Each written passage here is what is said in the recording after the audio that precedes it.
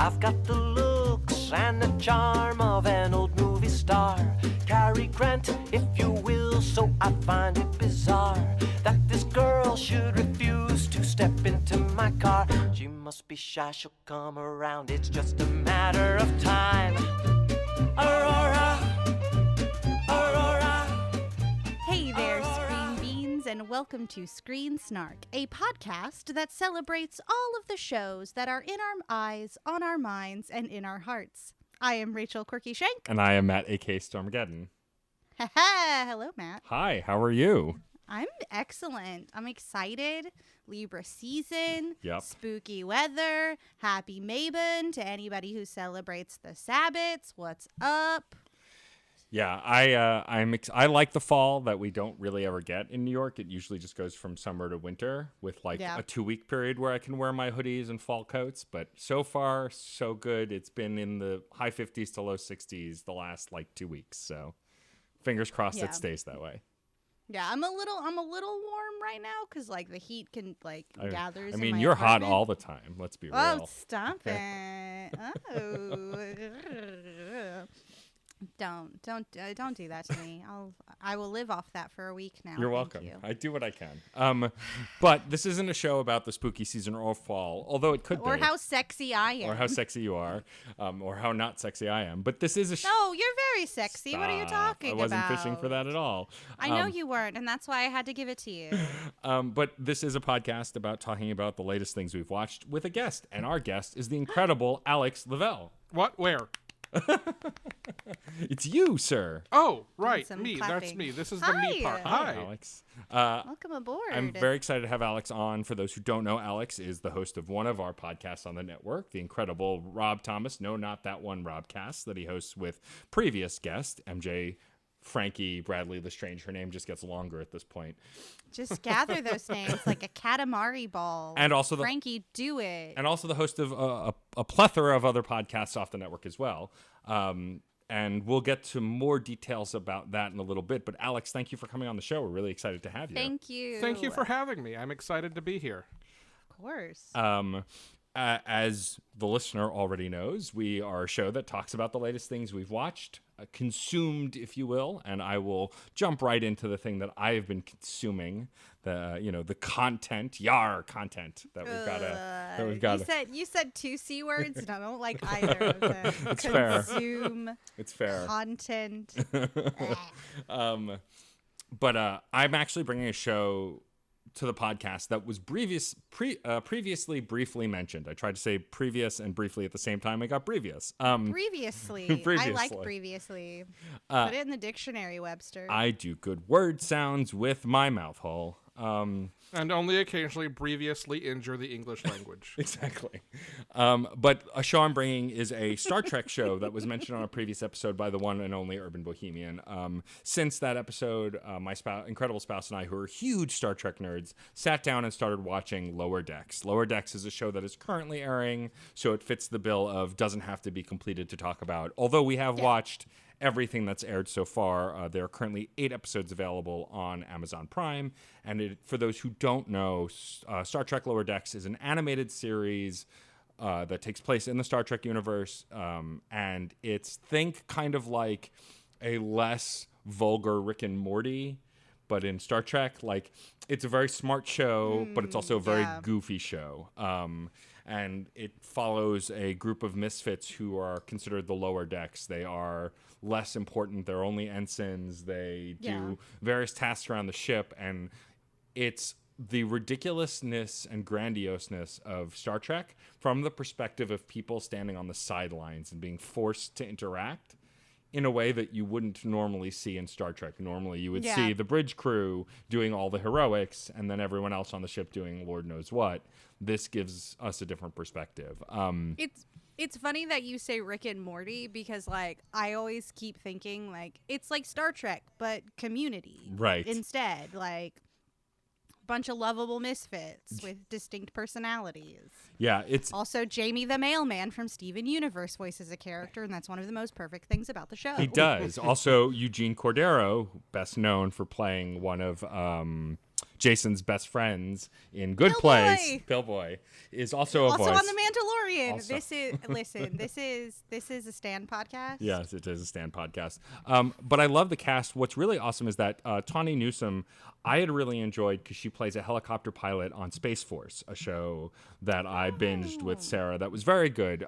Considering what it was born out of, I didn't expect much. And it actually happened to be a very funny and well-made show that I hope gets a second season. But Tawny was on it, playing a helicopter pilot on the show. I forgot the character's name. She plays Ensign Beckett, who is one of the leads in Lower Decks, and she is absolutely phenomenal. Also, it was very fun to catch like celebrity voices that I know.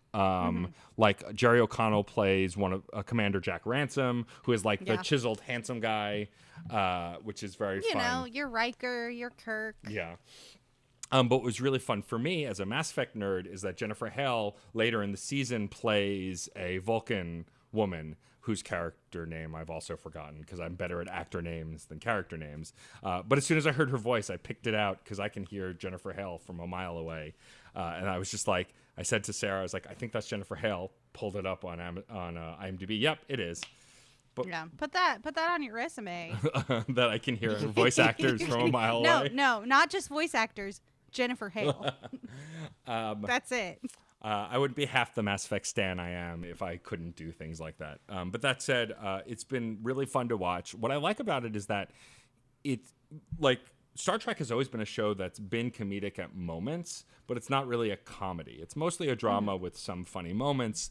The newer movies leaned into the comedy a little more, which I liked in some of the movies, not all of them.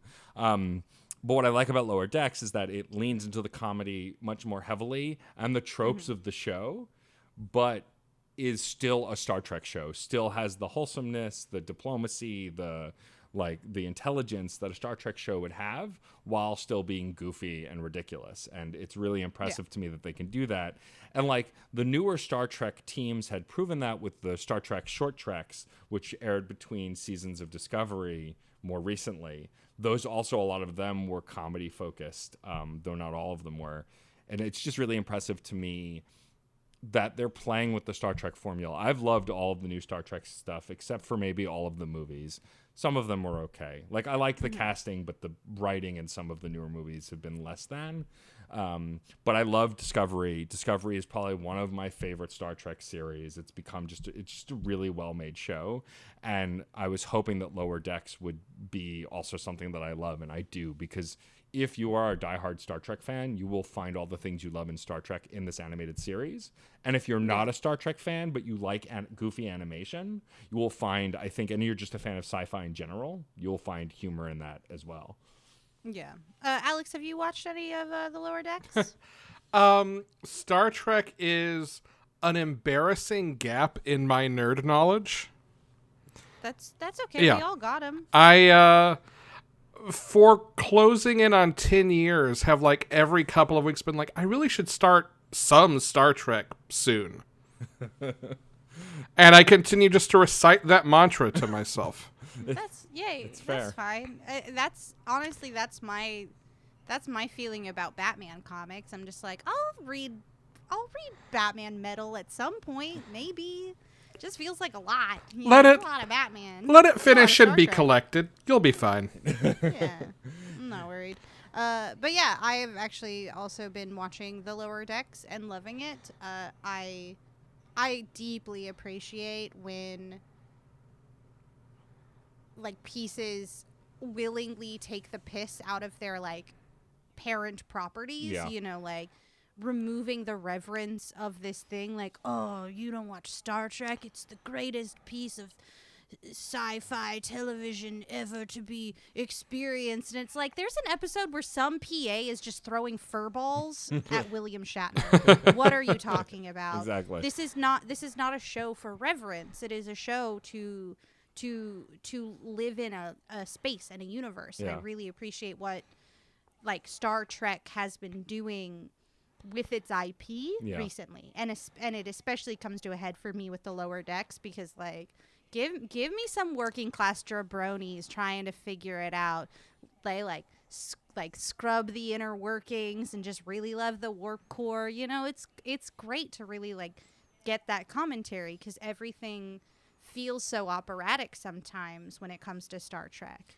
And like even taking the wind out of the sails of that, you know, there's stakes for sure in Lower Decks without question, but they're just like handled with such a wink and a nod that you can't help but just go, I see what you're doing. I get what you're like.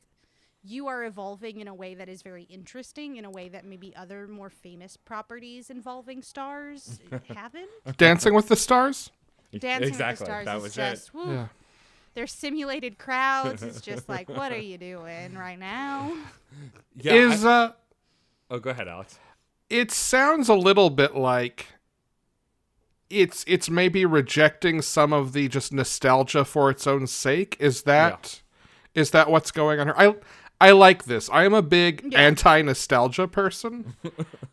I mean, I like nostalgia and I'll give into it, but I also think that it has its limits, and I like when properties don't take themselves that seriously and they don't lean on their own nostalgia. Like, there are certainly things from my childhood I will engage with, but what I'm looking for is not the same thing it gave me then, because it can't. Right. And I think being aware of that is healthy for especially franchise media, right? Yeah, for sure. Yes. And what I like about Lower Decks is that they constantly name drop characters from other Star Trek properties like they're celebrities. And because it's funny, you know, in all the different Star Trek properties, they don't refer to other Star Trek characters. And you're like, why? If they're famous within these military ranks, you would think it would come up all the time, in a similar way that a lot of people in pop culture name drop celebrities or important political figures constantly. Or, you know, you would think it would just be more casual conversation. Lower Decks leans into that completely. They're constantly comparing situations to characters from shows, mentioning what they've done in those shows or in those positions. Like, I think at least every episode they mention Picard at least once. Yeah, they drop Q a lot too. Yes. Just like we'll blame it on a Q. It's fine. A rogue Q came and did a mess here. Yeah, it's really nice, and it's also refreshing. And I think you would find it refreshing, given your take on nostalgia, to see a lead character who like loves Starfleet, loves what it does, as like a key to adventure, a pathway to like strange new worlds and stuff. Yeah. But it's just pretty jaded, like.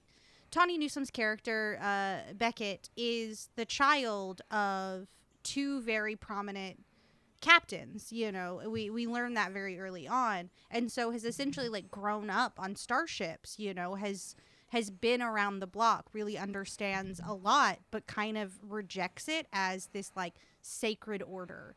And I think like through that protagonist, we are breaking down the sacredness of Star Trek. Yep. In a really fascinating and really fun way that isn't like, you like Star Trek, you should feel bad about it. It's like, you like Star Trek, but like remember it's just a frickin' show. Like, it's fine. Like, Cardassians, whatever, it's cool, calm down. Yeah, it definitely is poking fun at itself in a way that I think all media needs. I think it's why a lot of animated series tend to do so well, because they get more freedom to play with the worlds. You know, I haven't watched Rebels yet, but I've heard that Rebels as well, good. I know, as well as Resistance and Clone Wars, which I haven't seen the final season of yet, like all of them play with that space in a much better way. Anakin is a much better, well-developed character in Clone Wars than he ever was in any of the live-action films, and it's because they have more freedom, because they have more time. And I think Lower Decks is also because it's not considered like it's canon, but it's not considered as precious as some of the live-action stuff. It's allowed to be goofier. Ding ding. Yeah, it's interesting to see American animation like kind of grow and realize that like animation can be for adults. And as much as I am loath to say it, like Family Guy kind of opened that door. It did, yeah. In a way that like hadn't really been opened before. Like we'd had The Simpsons. Like, Yeah. we get it, but The Simpsons was still, as wacky as it was, like very much a like 2-camera sitcom. Yep. And then like you had something like Family Guy that was taking like the alchemy of like what single camera comedies were doing, a la like Scrubs or whatever, and like building in segues and really like getting wild with it. Yeah. and just playing with the function. Don't get me wrong, like Family Guy does not hold up. Maybe the Bag of Weed song, and that's it. It's a great song. But like just allowing this growth, you know, to not just to look at animation and go, oh, this isn't just kid stuff anymore. This can be like for adults. You know, we can do these workplace comedies a la The Office or Community, but they're just a different medium. And that's really, I'm very excited for that because this podcast knows how I feel about animation. That is true. It is no secret. So yeah, I really like it. And I think if you're a Star Trek fan looking for something a little different or that has a good sense of humor about yourself and the property, this is a show for you. If you are a gatekeepy Star Trek fan who is too precious and hates Discovery because the lead is a black woman who's amazing, then maybe this isn't for you and you shouldn't even be listening to this show. Such a Mary Sue. Let me push up my glass. Michael Burnham is one of the best characters in Star Trek history. I've said it and I mean it. She is absolutely one of the coolest, most incredibly thought out characters to come along in that show and in the series, and anyone who doesn't like it can go elsewhere. But anyway, that said, I'm gonna give it another shake. That Discovery, I really think like it starts pretty slow, but like once you get into the meat of what they're building to, it's very good. It's like Battlestar all over again, or it's just like, do I have to watch the 2 whole movies? Do I have to? Yeah, no, with Discovery, I think you'll be fine after like the first 3 or 4 episodes. Like it really does kick up once you figure out what it's about. And it really becomes an ensemble show, which is what all the best Star Treks do. Once you get into the going of it, it's about the ensemble and the cast. But anyway, I could talk forever about Star Trek. You could, and I would love it. I would be here for it. But we got to move on. So Matt, if you had to describe the Lower Decks using only 3 words, you cannot use the or lower or decks, how would you describe this piece, this animated television show? Couldn't think of the third word. It's fine. I was letting you get there. Struggling. Working class shenanigans. I think that's what I would call it. Snap on that one. Because also what I like about the show is that it is very working class. It's not like it's less about the people in charge and more about the people who make the people in charge look good. And as someone who's been working class my whole life and has always worked a job that was not managerial, more or less, you know, it's cool to see that. Never forget, working class listeners, you are closer to being a climate refugee than you are to being a billionaire. That is unfortunately true and terrifying. Never forget. Think about it every day. But all right. Well, with that out of the way, let's move on to my other co-host. My other co-host? I only have one co-host. Well, I mean, it's okay. You have many co-hosts, but I'm the only one on this show. That's true. But anyway, my co-host, the dear and incredible Rachel Shank, what have you watched recently? I am literally so excited to talk to you about this incredibly ridiculous darling show that I found. I've watched all 3 series of it, so I came fully prepared. Okay. Not just completed a season, completed all 3 seasons. I started watching last Thursday. Jeez. I could not stop watching it. It is called The Great Pottery Throwdown. I am not familiar. It's on HBO Max now, but it was originally on British television. And you know how the Great British Bake Off exists? Mm-hmm. That, but pottery and way hornier. Well, you said pottery. Yeah. Oh my God. Like the very first episode of the first series is just like all of this like, oh, pottery's like they literally say pottery is like sex many times in the first episode. It is brilliant. It is brilliant. And what's really cool is it's a show that I think has struggled to really find its footing.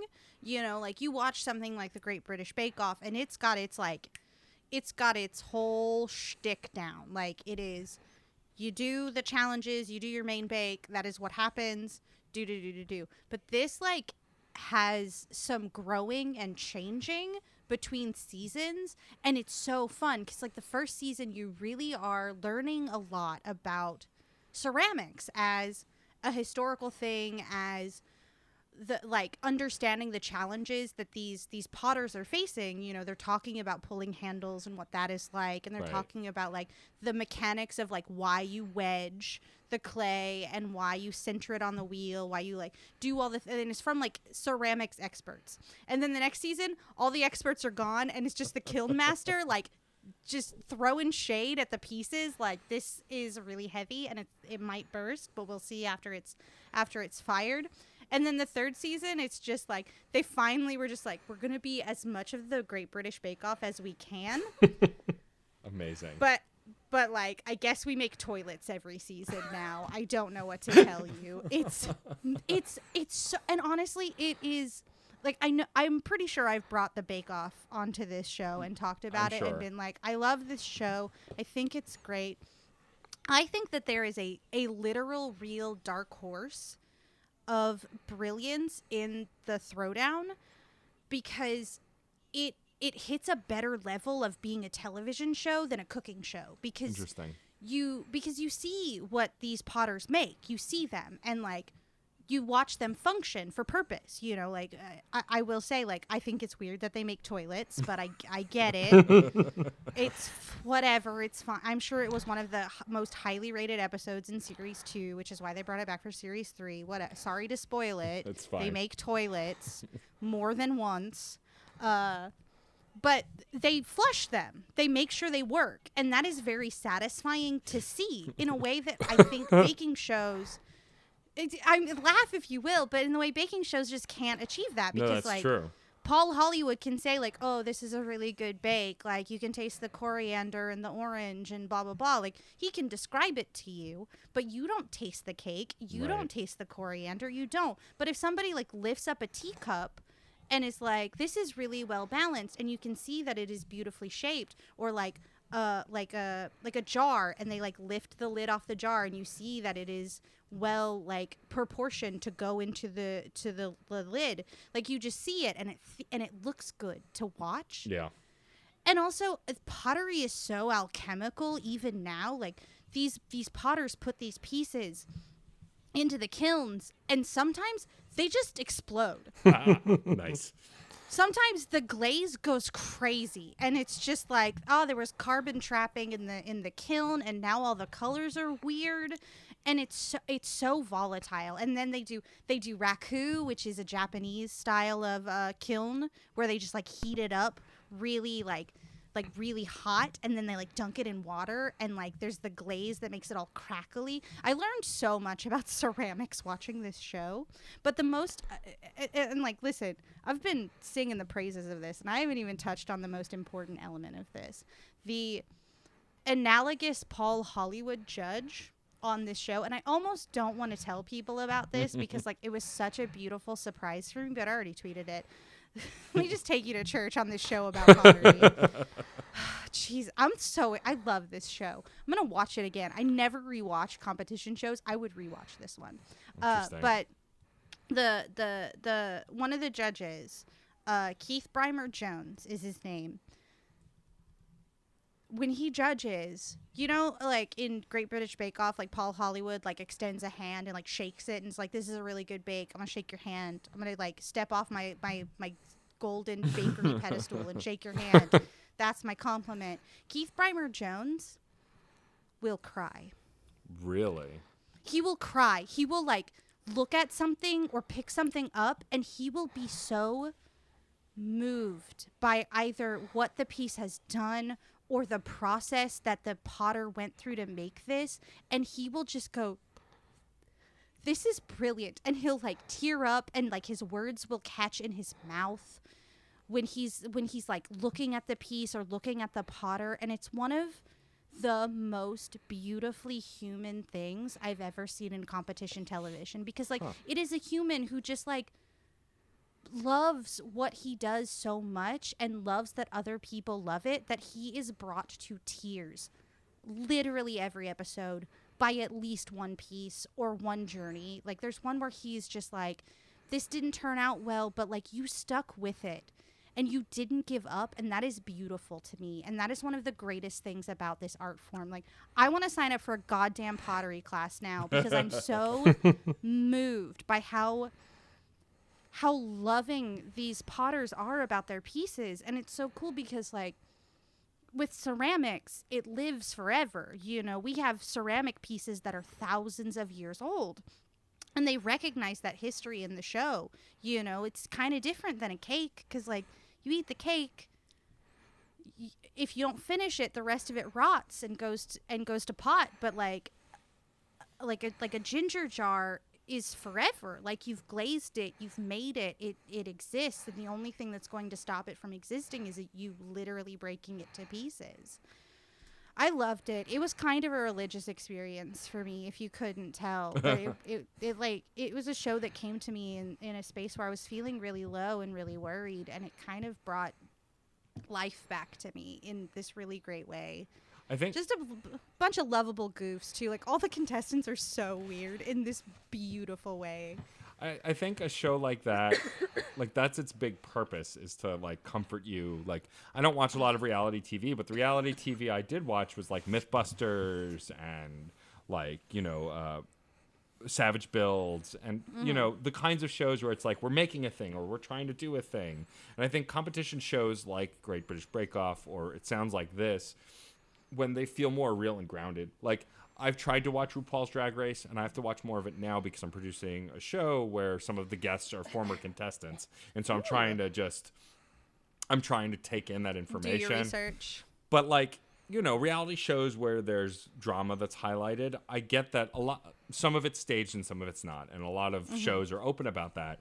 But I can smell that kind of stuff. And so when I can smell that someone's faking it, just like a comedian or an actor or anyone else, I lose interest.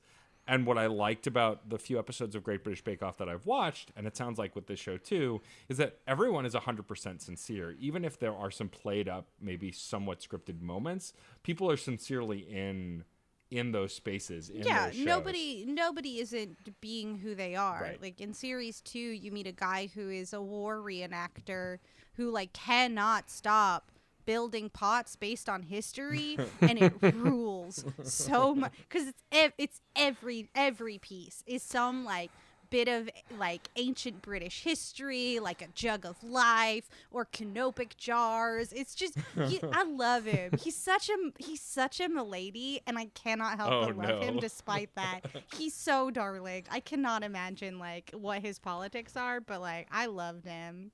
And that's the thing, like they really highlight interesting facets of these people's lives outside of pottery. You know, like somebody's an illustrator, somebody was an MMA fighter, right. You know, like it's so cool. Like I really felt like I got to know the potters and really get to feel like they got to do summer camp and they made pots. You know, that sounds idyllic and utopic in a way that like I needed right now. Also, I'm going to make pottery. It's fine. Don't worry about Please it. do. I'm going to take a class. You're going to have to make pottery for our screen beans.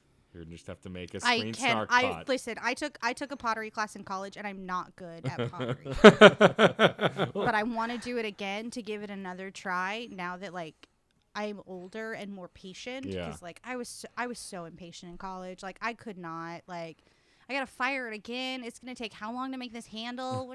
And then I don't even know what the glaze is gonna look like when it's done. Like I was such a little jerk back then. I think I'm probably a jerk now, but I was more of a jerk then. I feel like anyone who says they weren't a jerk in their 20s is lying. Or yeah, that's true. Because I feel like we're all jerks in our 20s to some degree or Greta another. Thunberg, you know.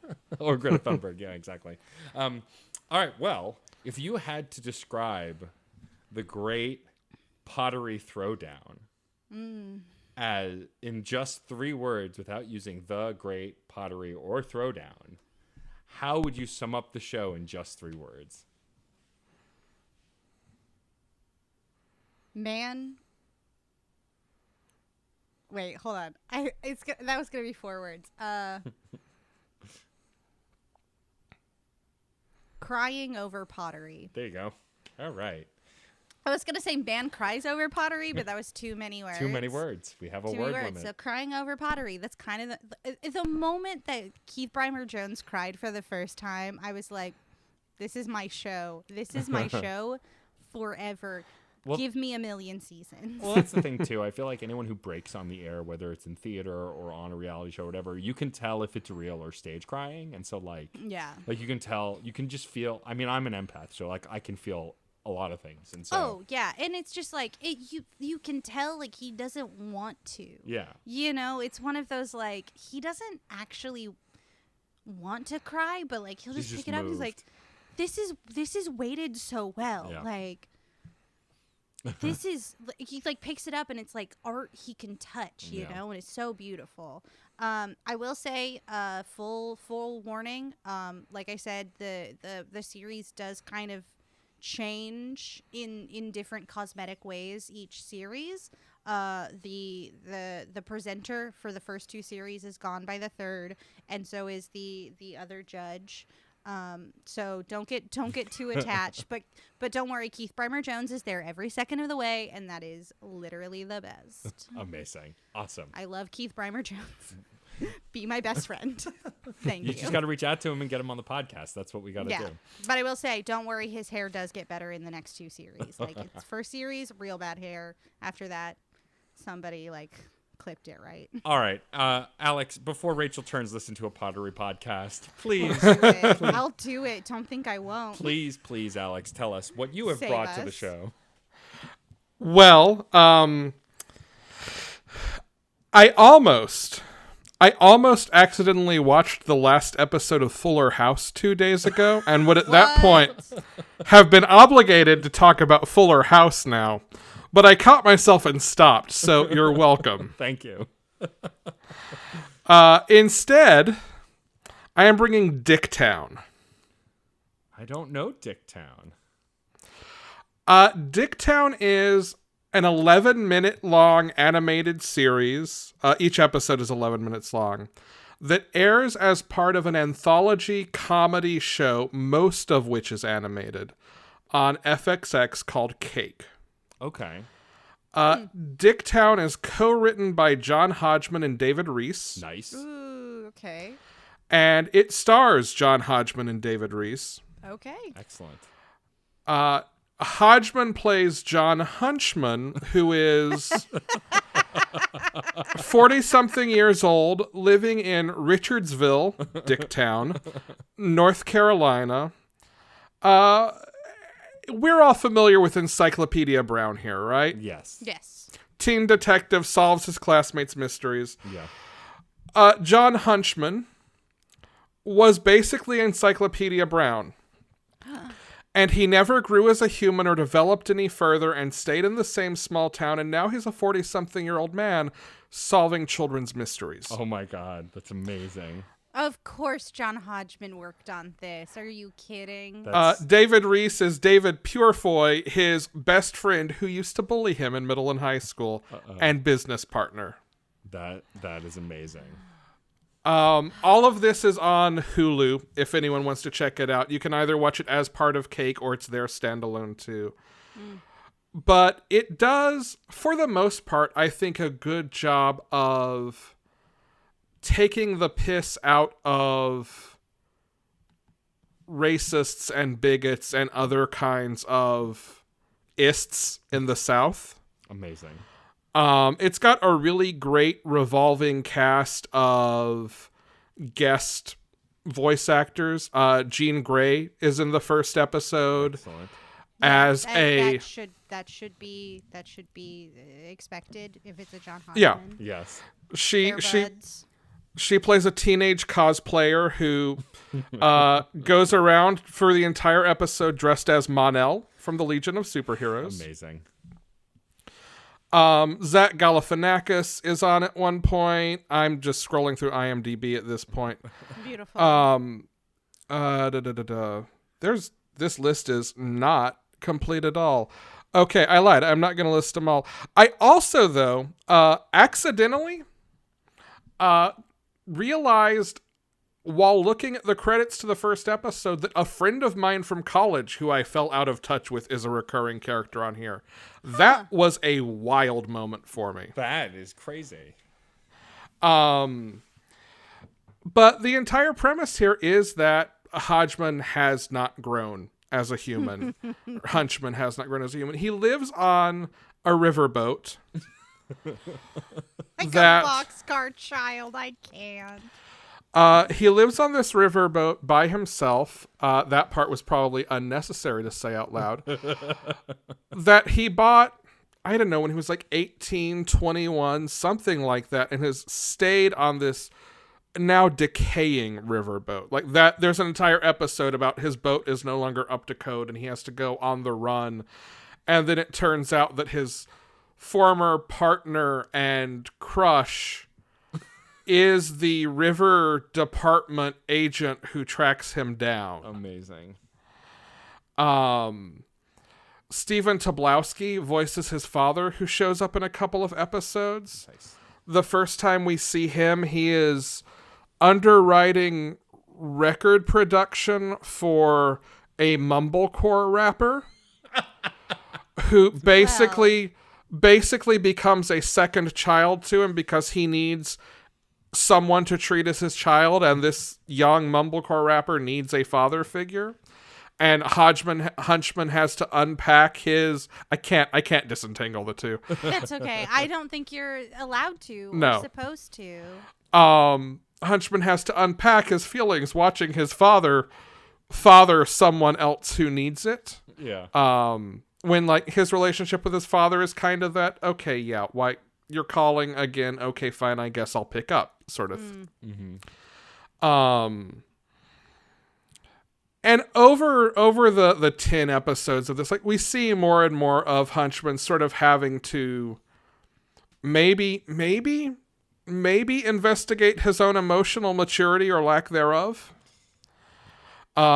I don't know if there will be more of this. That is a question that is still very much up in the air. But I hope there is, because I would love to see where this goes. I also just am a person who likes having John Hodgman's content in my life, Same. to Yeah, use that agreed. C word again. Yeah. Right out of college, I am also from a small town in the South, right? He is not, but his character is. Yeah. Right out of college, there was a point where I realized, I am far more liberal than any of the voices in my family or from my hometown or whatever. I should maybe find examples of how to be a good person who have views closer to mine. And like Hodgman sort of became one of those voices who I kind of curated for myself. Sure. Because I think he does a good job, especially if you are a young cishet white dude who has grown up in a super conservative environment, of maybe explaining how to be empathetic without being a jerk or without seeming like you're walking in as some sort of savior figure. Yeah. No one gets it all right all the time. He doesn't. I don't. Whatever. But Who does? right. Greta Thunberg. Greta Thunberg. But I like having his voice around, and I like that he has a TV show and want him to have more of it. Yeah, I've been a fan of John Hodgman for a while. The first time I ever heard him regularly was on an early MC Frontalot album. They're friends. They run in the same kind of comedy and nerdcore circles. Judge John Hodgman would like do like skits on his records. And so, like, I started hearing him there, and then also Judge John Hodgman, also his podcast I listened to. I think I have a couple of his books.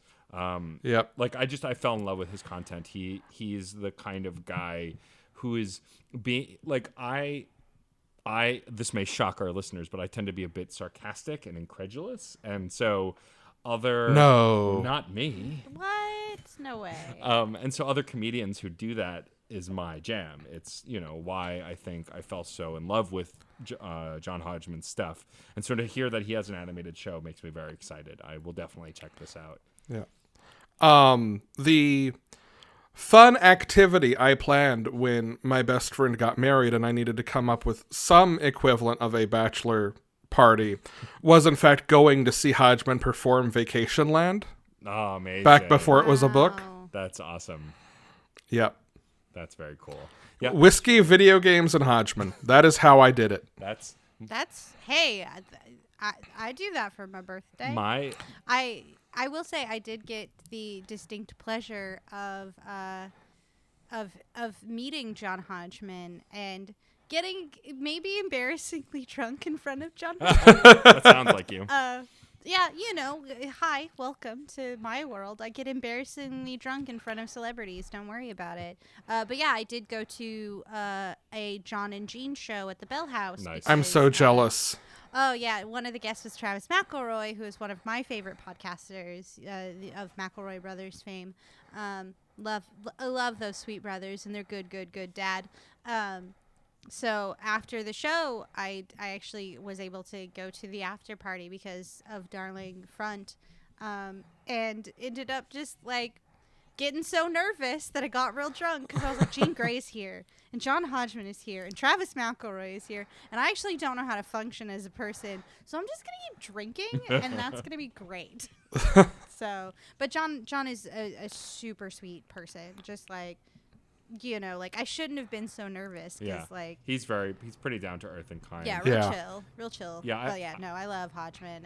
Every time Hodgman makes an appearance in a guest spot or something, I'm just like, yes, like him and Mark Evan Jackson. I'm just like, you guys my favorites. Get all of the money and read me bedtime stories. Thank you. Yeah, I had the pleasure of meeting him at some point. I don't remember when, but he was very kind. But I on a previous episode of this podcast, I mentioned that I rewatched all of Community over a period of time, and we talked about it. One of my favorite episodes in either the second to last season, I think, is when they're spoofing Shutter Island and he plays the therapist who's trying to convince them that. That the school never existed, and it's like he's just so good in that role, playing like sniveling white guy henchman. He's very good. One of my favorite things he's done. Come on the show, John. Come hang out with us. Exactly. Let's just have him on. Well, this show sounds delightful. It sounds so good. I'm always looking for short comedies. It's what got me into Steven Universe originally is just the size of it, and so this sounds like a lot of fun. If you had to sum up Dicktown in 3 words without the word Dicktown, because I looked it up, Dicktown is one word. It is one word. You cannot use that one word. How would you? However, will I make it through this challenge without saying the word Dicktown? All the other words in the whole unit. How would you sum this show up in 3 words? Detective, heal thyself. Solve. Solve thyself. Ooh, there we go. Solve. I love that. That's the word I wanted. Also, Case, that's gonna have to be a whole sentence. Yeah. Because that is an actual sentence, and usually we goof and we have fun here, Case. Like we do, I love you, but you're great.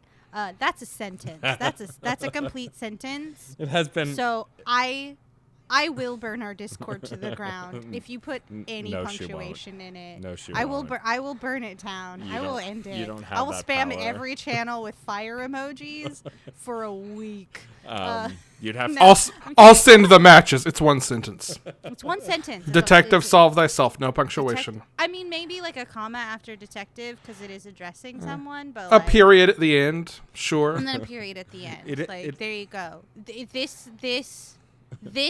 This far and no further.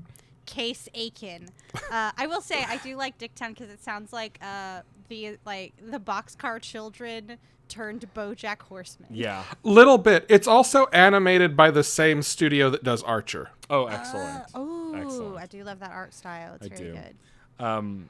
Awesome. Well, thank you, Alex, for bringing that. That was delightful. That's great. And now we'll talk a little bit about you, Alex. So I met you through guesting on the Robcast before it joined the network. I was on one of my favorite episodes of the show in the first season of Veronica Mars, and so it was a good show. so fun to be on. But talk a little bit about the podcast that you do. So you do 3 podcasts, if I remember correctly, right? Yes, that is right. So the oldest, longest running of them is Panelology, which is a weekly comics review podcast. We'll occasionally do interviews as well. We actually did have Travis McElroy on a couple months back. What is time? What is time? Travis is so good. That is exactly what it says on the tin, right? We read each week's new books. We talk about them. Our big rule is if we don't like a book, we're just not gonna talk about it. Because one, we're probably gonna want to stop buying it because we spend our own money on these books. Why keep reading it if we're not enjoying it? Yep. And two, just we started it because one, kind of comics podcasts were dying out, and a lot of the ones that were still out there, and a lot of the comics environment in general, was kind of negative all the time. I know that's shocking. It's absolutely mind-blowing. Yeah.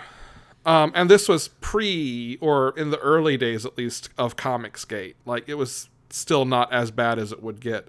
So we wanted something positive. That was the beginning of that. We are 230-ish episodes deep at this point. Congratulations. That's amazing. Thank you. It's partly an excuse to talk to friends regularly and partly a way to stay caught up on comics, unlike every other piece of media. Yeah. Podcast number 2 is Minds at Yerk, which started as a joke on an episode of Panelology. Oh, good. Because I might have made a joke about Andalite fellatio. Maybe. And that might have become its own podcast when I was heading to Tech Week one week and listening to Hamilton, and Minds at Work, looking for a Mind at Work came on. Whatever that song is actually called. And I thought, no idea the titles of any of the Hamilton songs because they're just cohesively like one piece. Yeah. I think it's just called the Schuyler Sisters. I I think so. that's all it is. Yeah. Yeah. I think so too. But I heard the lyric Mind at York. I'm like, oh, or Mind at Work. And I'm like, oh, Mind at York. Damn it, I named it. We have to actually make it now. About a year later, we finally started. My friend Meg, who is also on the network with us now on Judging Book Covers, and one of my Panelology co-hosts and another friend of ours. We are almost through the Animorphs series. We've got about 8 books left, and then we are done. Incredible. That's amazing. We actually just recorded, it's not out yet, it will be out on the day the graphic novel comes out, but we recorded an interview with the artist who is adapting the graphic novel for Scholastic. That's really cool. Wow. That's awesome. And then the third is the Rob Thomas No Not That One Robcast, which is about the works of TV writer producer Rob Thomas, not musician Rob Thomas. Yes. Hence also the name of the title, the name of the podcast. And that is our mutual friend, MJ, Frankie, Bradley Lestrange, Esquire and me.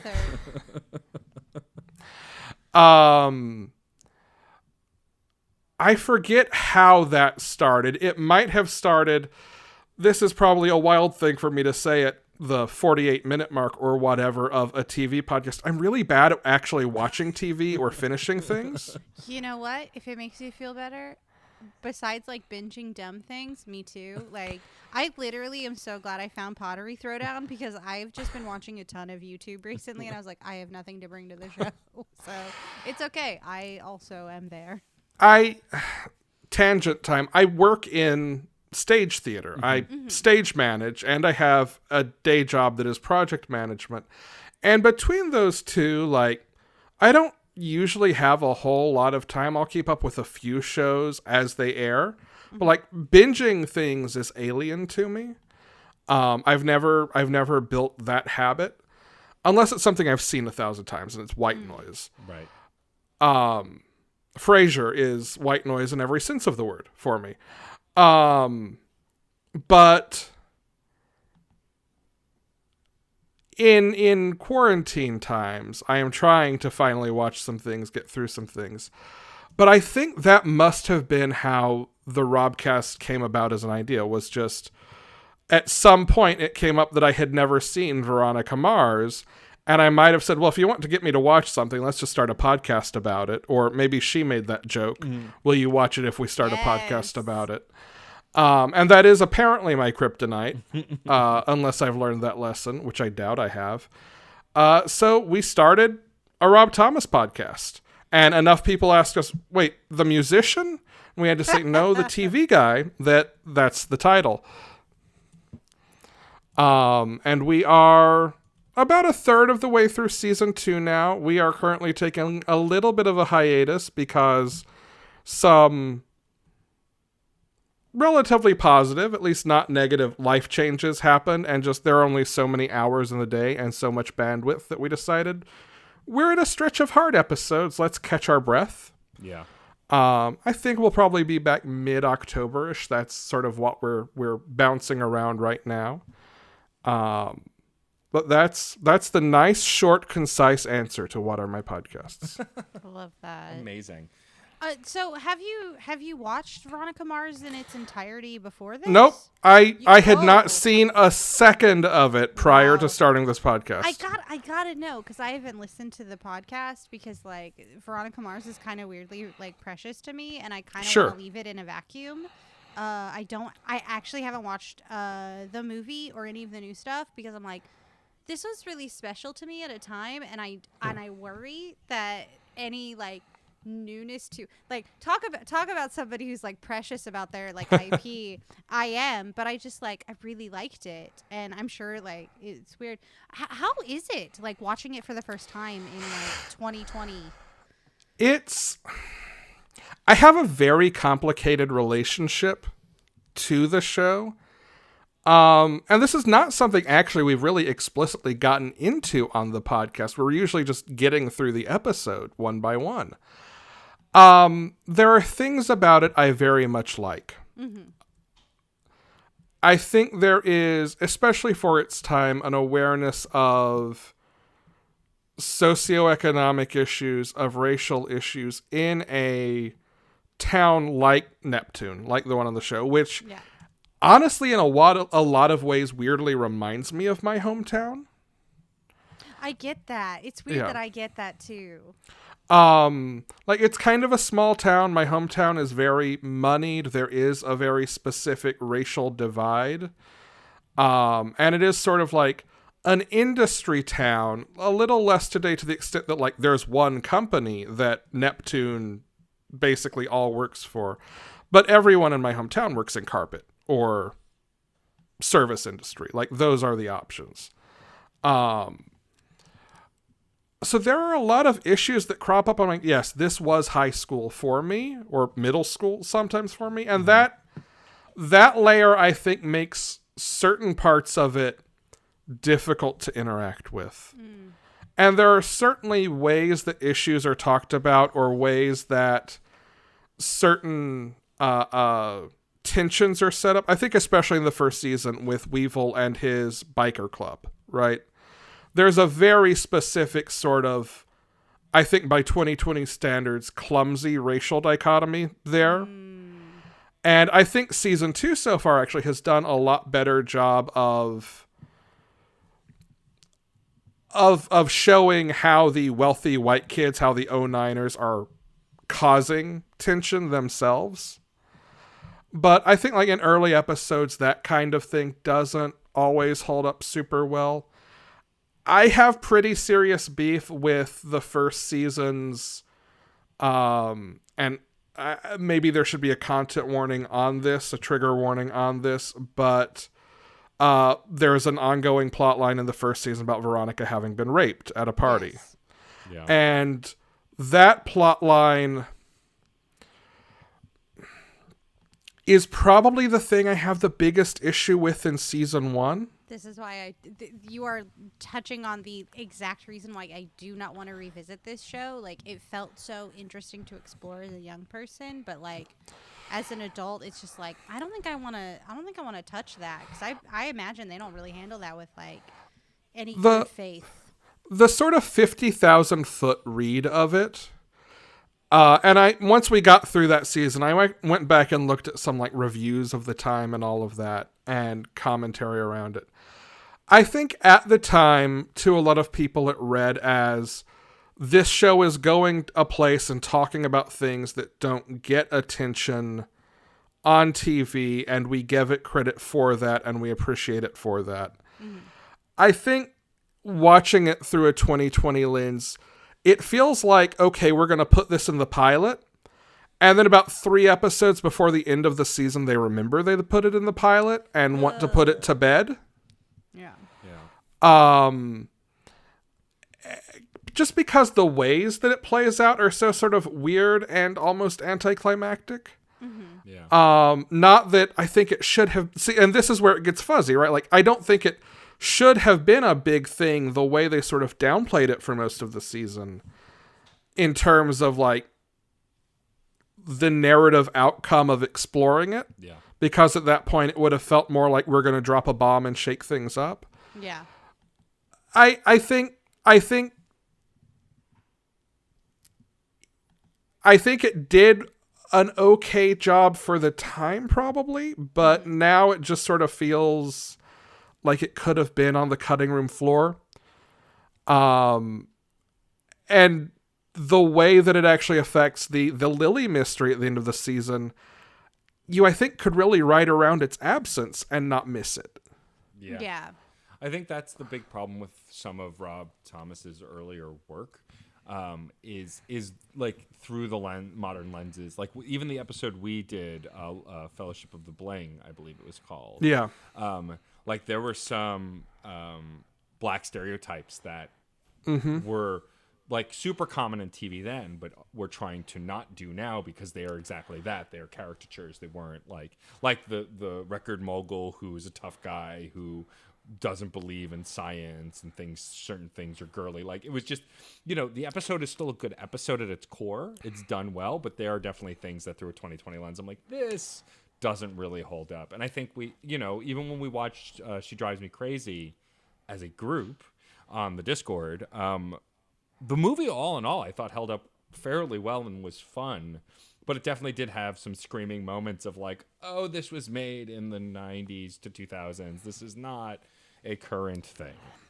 Yeah, I feel like there's this moment in history, in TV and pop culture history in the late 90s, early 2000s, where there was a conflation between being written for an adult audience in just the context of being for an audience that could tackle complex ideas, and also being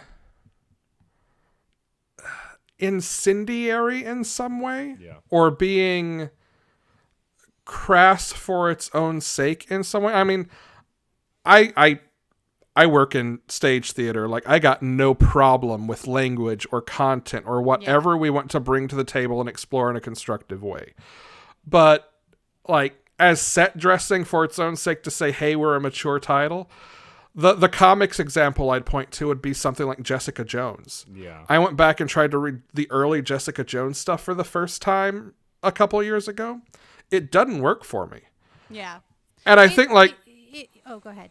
I think, like, the common ground here with someone like Bendis and someone like Rob Thomas, I think they both do a good job of getting better over time. They...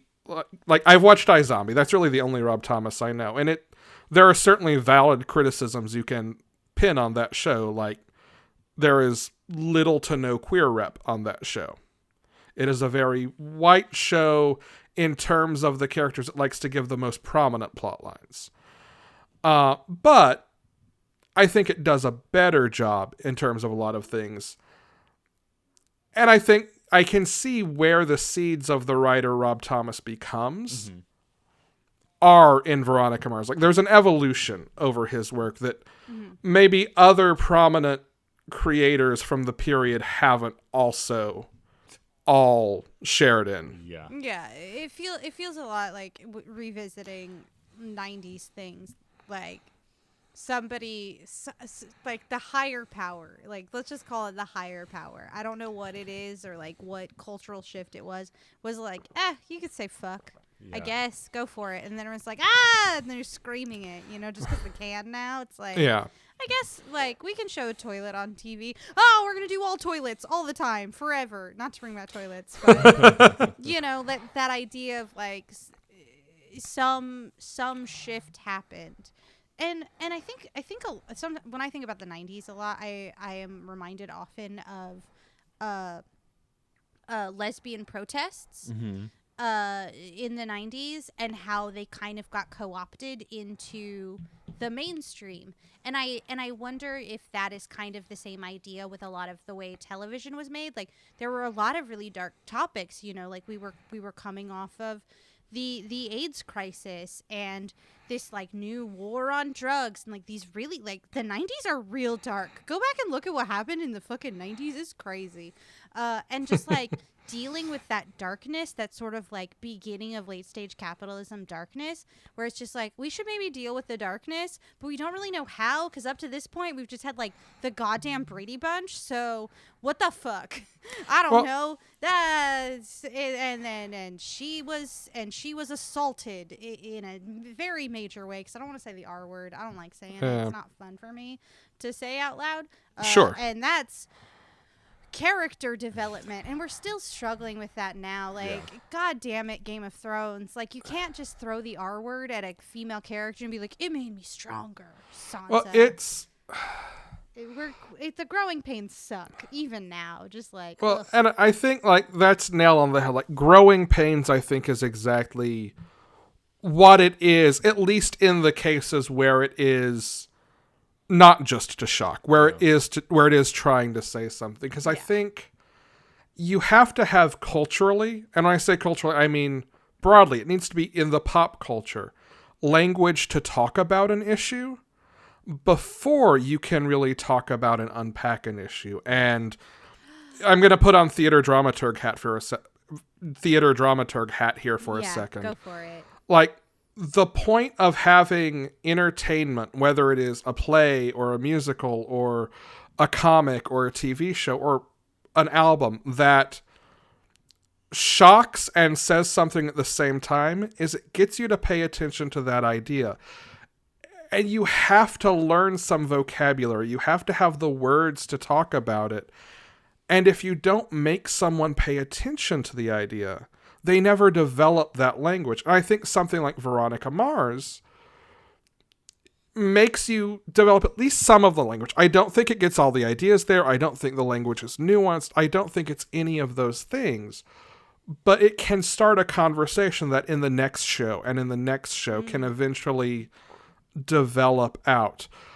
I think it's why like the internet and Twitter and those sorts of social media have made, I think they have directly contributed to sort of the growth over maybe the last couple of years, last 4 years notwithstanding, the growth in American culture of conversation about not just sexual orientation, but gender identity, about the ideas as separate things. Yeah. And enabled our having conversations because we have words that we can use with each other to talk about these ideas that are perfectly normal and not in any way out of general experience, but because the language is such a specific dichotomy in so many cases of you are X or Y, you are this or that, you have to have moments like this in popular culture like this to make people talk a little, to teach people the words. You are literally summing up this like past week for me in this crazy like kismet way, because I was just having a conversation with my partner about fuck it, I don't care, about menstrual cycles, like talking about like a person's menses and how hard it is to sometimes like relay to, for lack of a better term, and also who cares, fuck them, TERFs. Yeah, because it's hard to talk to them to be like, no, like I want to talk about everyone who has a vagina, and you just want to talk about like people who feel they are women who have vaginas. And it's like, it's so weird to talk to these like weird trans exclusionary feminists about vaginas, because like they're not comfortable even with the word in a weird way, to the point that they will hate a vagina a man who has one. Like, I hate this man's vagina. Like, and it's so weird, like how hard it has been to like build that language to just be like, no, this non-binary person has a vagina. They menstruate. Like, what do you want from them? Why are you so mad when you want to protect like females, like, and you don't want to protect vaginas? It's so weird, and it's like so interesting to watch the conversation grow and even grow out of our sort of puritanical like ew factor about these words, you know? Like, how hard was it to be able to say the word vagina on television in the 90s, you know? Like, how squicky was it even in the early aughts, you know? Like, well, I find it so interesting. I completely agree. Like, I think our language has accelerated to the point that I, a Reformed Catholic, am like, vagina, vagina, vagina. Ah, ha, I said it. Ha ha. Well, and I think, like, to what you are saying, there is, I think sometimes it's intentional and sometimes it is socially inherited, a resistance among some people, and I think TERFs are a great example, to talk about these issues because at the end of the day,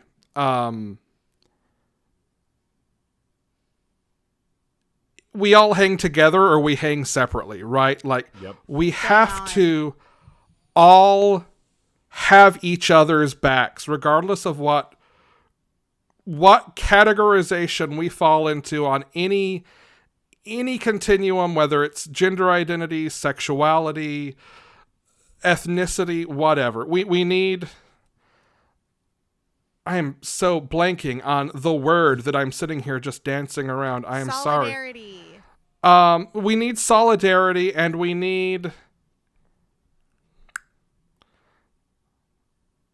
Well, we need solidarity. I'm just going to keep running with your word. I think there are groups that, and I think TERFs are a good example, that don't want us to have these conversations or that want to push back against these conversations, not just because at face value they find them uncomfortable. Some may. But I think because they say socially or politically, well, you know, we have wealth, we have power, we have this place and our slice of it. And oh no, if we back other people up, maybe we lose some of that. I have trouble accepting at this point that that's entirely in good faith and out of an earnest belief. I think a lot of it is just people wanting to consolidate their own power, their own place in. You know, it's this false idea that is often planted in the minds of those who think with an individualist mindset that if I share my rights with you, I lose my rights in turn. But that's not how this works at all. Like, when more people have more rights, you will find that you also have more freedoms to be as you will, you know? And I think I think that's a hard thing to unlearn when you are taught from the start, like, your own national exceptionalism, your own like tenuous spot in the sun. You know, I can definitely see the fear in white women of just like, we fought so hard and so long for the right to vote, and then someone is going to come from underneath and take it away, you know? And it's like that idea of like, but by the way, like, white women, you didn't fight for suffrage as hard as black women did. So get out real quick. Just remember that. And it's really hard to unlearn. And I think that is sort of, I'm so sorry we turned our movie television podcast into a discussion about TERFs, but I think that's where TERFs come from. I think that is inherently what is up. They're like scared that if they clear the floor for trans people, they're like, where do my rights go? And it's like, no, you also have those. Like, Yeah.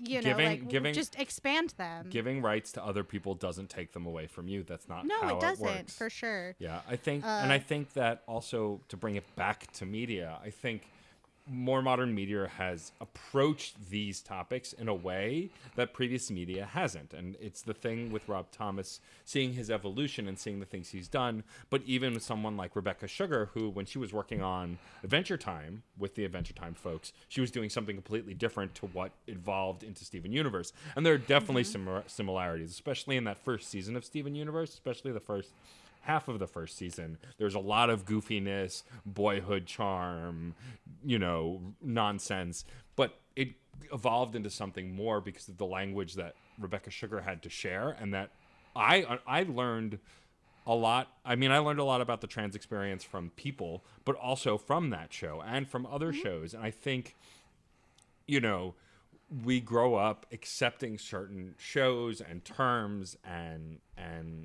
franchises as this is the way, to quote The Mandalorian, like this is how it is, and it's never going to change. When the reality is that's not the case. We're always changing, we're always evolving, especially if we want to elevate and be better and do more. And I think what's really fascinating about listening to the Rob Thomas No Not That One Robcast, as well as having been a guest on it, is following that evolution of this one creator just within the early seasons of his first show, not even his later works, even though I am sort of familiar with his later works. And so, like, that's really fascinating. And I think anytime we look at any series, I mean, Reignite is experiencing the same thing. Like, I thought because you could have sex with aliens and same sex, different sex, like, it seemed way more liberal than when I'm going back to it now. It still is a lot more liberal than a lot of other video games, but it definitely could have gone a lot further. And you learn that upon reflection of that kind of thing. And I think these kinds of conversations will always be important for that, because we can only learn from engaging in these things. Yeah, Fire Emblem, Three Houses, make it gayer, damn it. I will shout till the ends of the earth. Claude should be bi, pan, whatever it is, but he should not be straight. Like, not in a million yeah, years. it's like no. Not to derail this beautiful show for this one. It is literally so buck wild to me that no matter what, like, your byleth is, if it's like guy byleth, gal byleth, whatever, Claude will dance with you at that big dance, and it is very flirty, and it makes me so mad. Now you know that, how like, I feel. If you are boy byleth, you cannot get together with Claude. That is untenable to me. Anyway, I have one last question before we get out of here. I would like to bring it back. Yes. One thing first. Intersectional. The word I was just dancing around. Yes. It's a beautiful word. God, I am so embarrassed for having just blanked on that. Okay. But if it's not intersectional, it's not going to get the job done. Yeah. Correct. That was the whole point. Yeah. If your activism isn't intersectional, you're not thinking about BIPOC people, you're not thinking about trans people, you're not thinking about non-binary people, then you are not truly leading a progressive activism. Like, you need to be carrying those ideas and those peoples with you in every step of the way, for sure. But I do want to ask. Sorry to this is no. Go for it. I have a question about the comics podcast. Yes. Panelology. Yes. What is one comic piece that you approached at first that you were unsure about? You were like, I don't know if we're gonna keep with this one, that has really, like, stood the test of time and really surprised you in you wanting to continue reading it. What you have just described is kind of the ideal experience for me. And this is just me, right? Like, I want to like any piece of media I'm picking up. And one of the things that has been kind of a double-edged sword about having this podcast is, on the one hand, it keeps me caught up on comics, and it kind of forces me to look at things I might not otherwise. Mm-hmm. On the other hand, before I read like 40 comics a month, and now my list often crosses the 100 series a month mark. Dang. So I will give you my favorite example. It is a book called The Unstoppable Wasp. Nice. It is a Marvel series written by a guy named Jeremy Whitley, who is a super cool dude. He also writes My Little Ponies. He has a couple of creator-owned series that are inclusive. One is all age, one is YA, that he wrote because he wanted to write things that he could share with his daughters. He's also written stuff like Vampirella. This is about a newly revealed daughter of Hank Pym, Ant-Man, named Nadia, who was raised in the same Red Room program that created Black Widow. What? But she was not just raised as an assassin, she was raised as a scientist. And she comes to the U.S. at a point when Hank is dead with an asterisk, and we don't have to investigate. Marvel characters are. He merged with Ultron and was out in space. It's like you do. Hold on, fuck you, Marvel Comics. What? It's great. But she comes looking for him, and he's not there. She finds Janet Van Dyne, and I think not Bruce Banner, but Amadeus Cho, the Hulk, finds her and says, "Oh, well, you're very bright. Where do you fall on the list?" She's like, "What list?" Like, "Oh, the list of the smartest people in the world," and pulls out this list of like almost all male superheroes. Oy. So she takes the placement test for the list and comes in at like number 4 or whatever. And she's like, "No, I am not having this. There are not enough. This list is all men. I am starting my own lab with my father's old lab. I will bring it back. I'm going to go recruit, basically just not dudes, right? Like all over, as long as you were not male identifying, you were fair game for her lab. I'm sure if you were a trans male, none of the characters in the book were trans male, but as long as you weren't a cis het dude, she's going to come and invite you to her lab. And this whole book, it ran in 2 8-issue arcs. The first is sort of her bringing the team together and dealing with some Red Room nonsense and saving her best friend. The second arc investigates the bipolar disorder that genetically she has inherited from Hank. Wow. And shows her struggling with it and then seeking and accepting help for it in a way that Hank never did. And we actually had Jeremy on the show a couple of times to talk about it. Once at this point, like the letters that he has gotten from people about this book and the response I've seen on social media, like it's a very positive portrayal just based on people's reactions to it. Like, It's amazing. I do not have experience with bipolar disorder. I will not judge it in that way beyond saying it's a great read, but there is a bulk of evidence out there that shows that this is something that an entire community has found their own, like people have gone out and sought treatment or seen therapists to try to seek treatment because they've read this and realized, oh, I identify with this. Maybe I should talk to someone. That's amazing. The other kind of general context is this book is so upbeat and Nadia never wants to start a fight. She always wants to de-escalate. And this came at a time for me when I was like about to walk away from superhero comics. Marvel had just put out Civil War II, which was bad. Yes. There's not another word for it. It was not good. And I was just about done. And I picked this up just because, like, I liked the art team on it. I didn't know Jeremy was writing at that point. I liked the art team on it. I'm like, I'll try this first issue. We'll talk about it on the show. I'm sure I'll only get this one. I've bought the single issues. I've bought the trades. If they put out a hardcover, I'll get it again. Like, that's amazing. That's really cool. Thank you for sharing. I've literally just been here just going, wow. Yeah. Wow. Wow. I'm gonna read this one. Thank you. You've given me my next monthly trade on my other podcast. Sweet. Real quick though, let me also throw out Magdalene Visaggio is a trans writer who does creator-owned books and has done a little work for DC. Cool. She is fantastic. She just had a show on Sci-Fi called Vagrant Queen that was based on one of her books, but Kim and Kim is another one of her series. Oh shoot, I'm blanking on the name of her Eisner-winning DC book. Vita Ayala is a non-binary Afro-Latinx writer who does work for Marvel and DC and is about to jump in as part of Marvel's X-Men line. Nice. And take over, I think, X-Force in December, January. Ooh, good. N.K. Jemisin is doing a Green Lantern book with a new black woman who is a Green Lantern in an alien colony. What else has N.K. Jemisin done? Because that name feels very familiar to me. She is a beloved award-winning sci-fi fantasy author. The 5th season is that the book or is that the trilogy?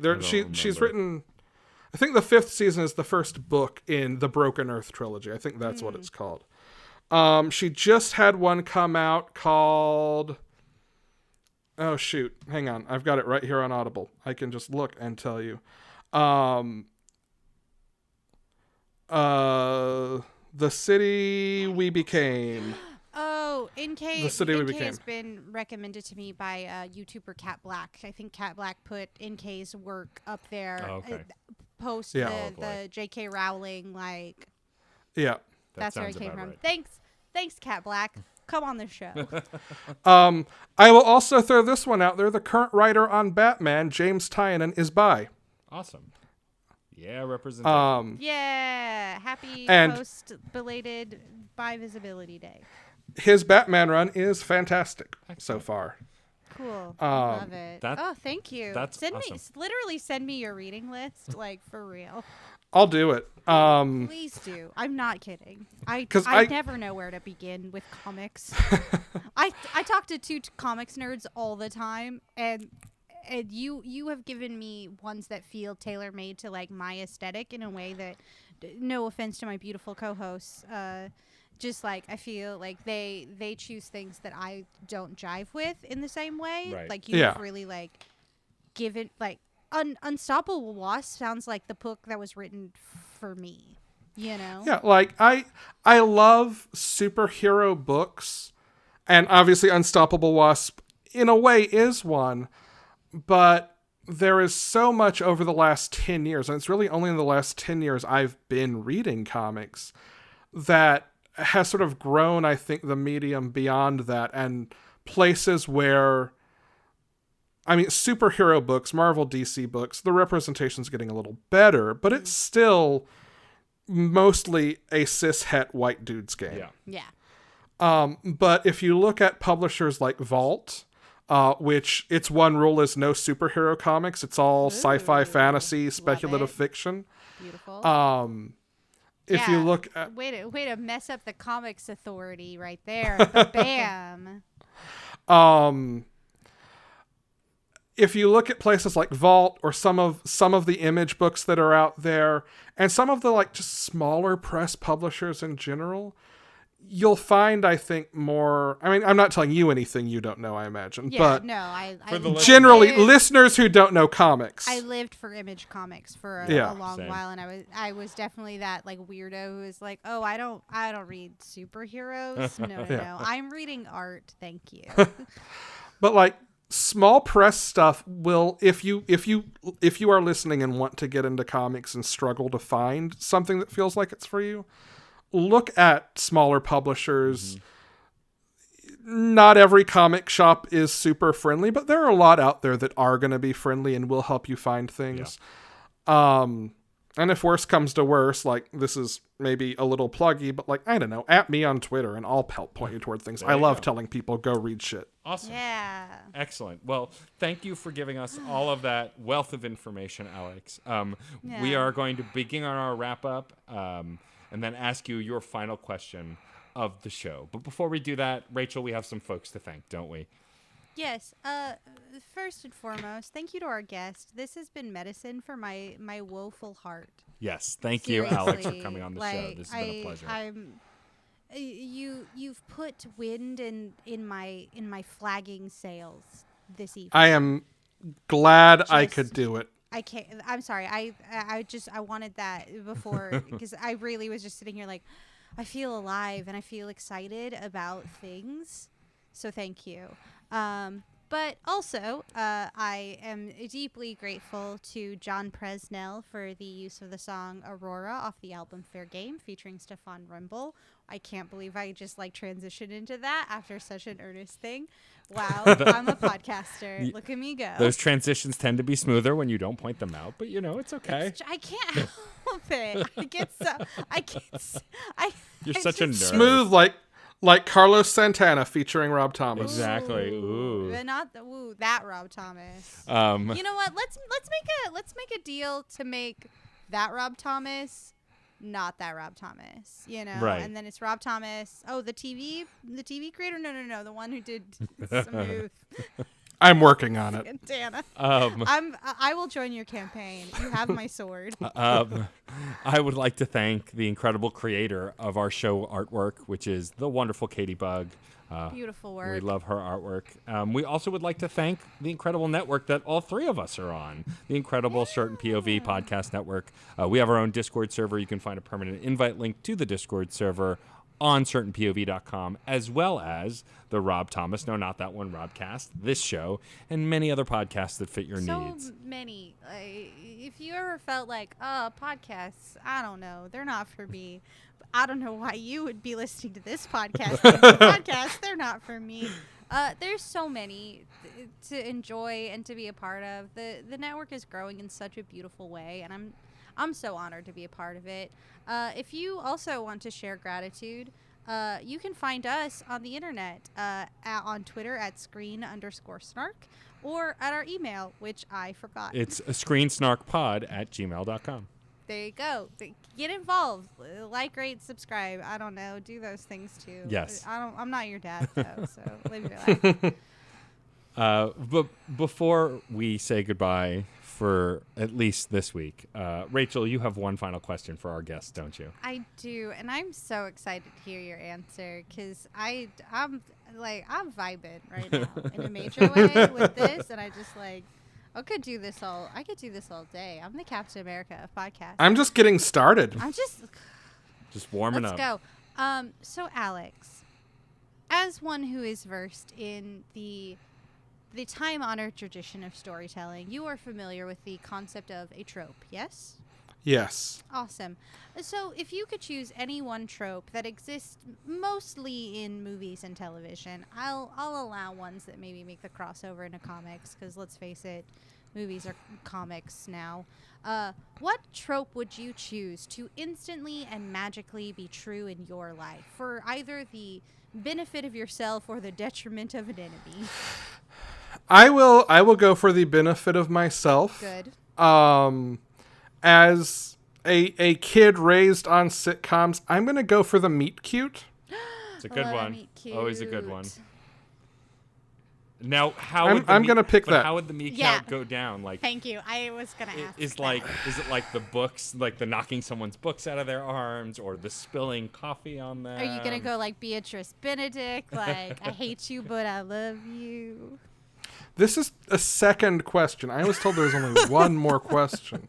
Well, you can't listen. You can't just drop a trope like meet cute and not give us the deets. No, but I can stall for time. I can do that. True. Oh, wow. You must have listened to this podcast. I can filibuster. I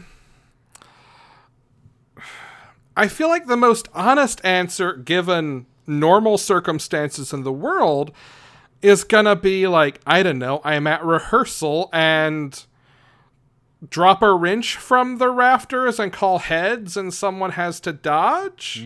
Okay. Which is probably not a great way. If it were gonna happen in the current time, it would have to be like 5 a.m. on a Saturday morning when I go buy groceries. There you go.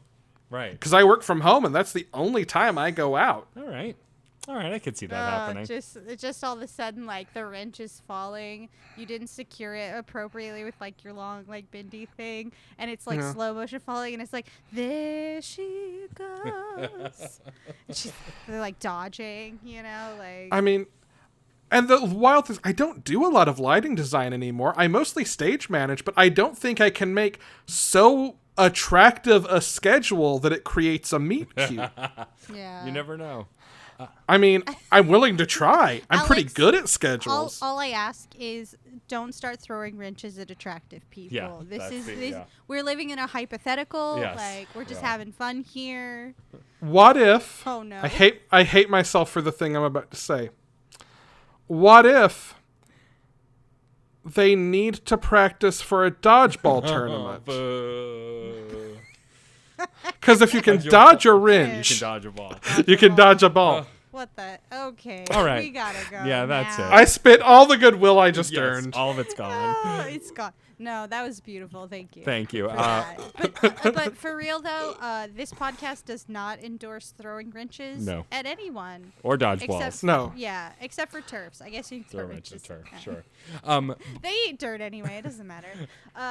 Alex, thank you so much for being a guest on the show. We've been wanting to do this for Anytime. a while, and it's been a pleasure. I'm very excited to see how all of your shows grow, and I'm so happy that you're a part of the network. This was a Yes. delight. Now, one more time for those who maybe weren't paying attention for this hour and a half, where can we find you? I am on Twitter at AlexLaVelle2005. Alex, the traditional way. LAV as in violin, ELLE, the number 2005. Beautiful. Or at Panelology, Panelology. At Minds at Yerk, although I don't really run that account. I get notifications, but I don't run it. Or at Robcast, which I also don't really run, but get notifications for. Awesome. Check out all of his shows. Check out Please. all of his Twitters, even the ones he Reach out doesn't for run. a reading list. Yeah. I'm gonna. Yeah. Yeah. And For real, though, I will give you comic recommendations. Even if you're out of the blue, like, what should I read? I'll do it. excellent. That's good to know. I'm already there for it. I would like to thank my incredible, brilliant, and beautiful co-host, Rachel Quirky Shank. Oh, and I would like to thank my co-host who claims to be so snarky, but is actually just a Fiera Rocher of sweetness and kindness. And that sarcasm's just those little bits of hazelnut on top. It's just a tiny little crunch, gives it texture. Telling them And my inside, secret. Ooey gooey sweetness. Thank you so much to Matt, aka Stormageddon. And thank you to you, the loyal listener, who is still with us after all this you. time. Thank you for listening. Thank you for being a part of the show. We love you. We love hearing from you. We do. Thank I you. do. I do too. And yes, we will see you next time. But for now, we will leave you with these words of wisdom. We will see you at the movies or on a couch somewhere. Bye-bye. Aurora, Aurora, Aurora, Aurora, Aurora. Metal to magnet, she will be mine. Aurora. Hey, Dungeons & Dragons fans, ahoy! Looking for some shipbound fantasy adventures? Well, our friends at Tribality Publishing have you covered. The Seas of Vadari is a 268-page book full of swashbuckling action and magical adventure for 5th edition. Get your copy at DriveThruRPG or by visiting seasofvodari.com. That's Seas of Vodari, Vodari.com. CPOV. CertainPOV.com.